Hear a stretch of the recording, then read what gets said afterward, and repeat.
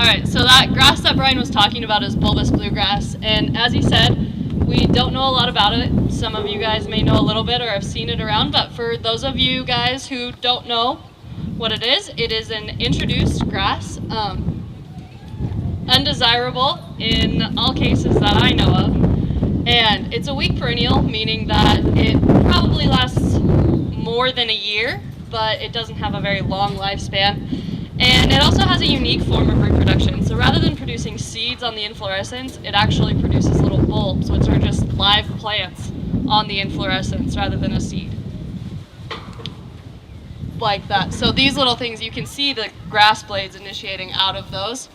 If you go over to the middle picture, there are some cases where it actually does produce seed, and we've seen a little bit of that there. We won't get too much into it because there's a lot of crazy stuff with that, but just another interesting little fact about it. And to put it kind of in perspective for you guys, I just kind of did some comparisons with the production of those bulblets.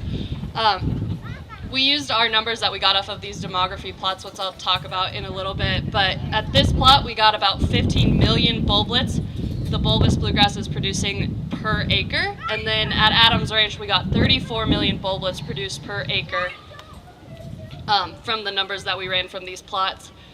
To compare that, I used some general plants that most people know about. Western wheatgrass only produces 9.5 million seeds per acre. Crested wheatgrass is producing 30 million, and then cheatgrass is going to produce 39 million seeds per acre. So that's just a little comparison for you guys to kind of look at that with stuff you probably already know about. So we'll talk about the demography study first, about what we're doing there.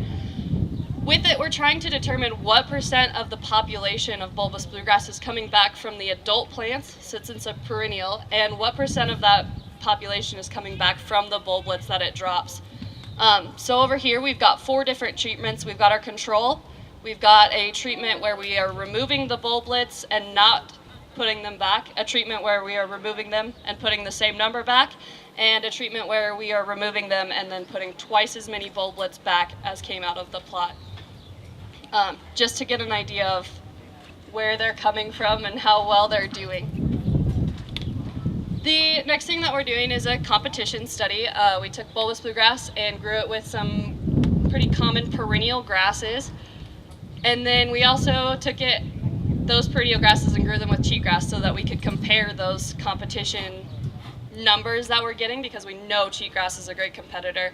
We also compared bulbous bluegrass and cheatgrass together. And you guys are welcome to come look at these a little later too, a little closer. We've got these 2 graphs. The center one is all of our perennials with those 2 annual grasses. You'll see that bulbous doesn't compete with the perennial grasses as a whole group.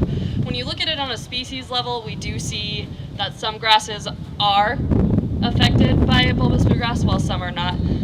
And the cheatgrass shows an obvious competition with those perennial grasses. And then this graph on the left is going to show you bulbous and cheatgrass together. We can see that bulbous is negatively impacted by the presence of cheatgrass.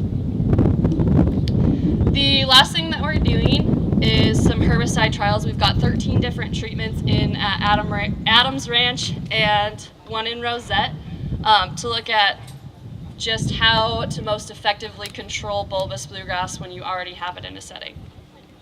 So with that, I can answer any questions you guys have right now. You're welcome to come check these out. There's not a lot going on because we haven't put the bulblets back in there yet, but you're welcome to ask any questions or grab me later while we're eating lunch or something.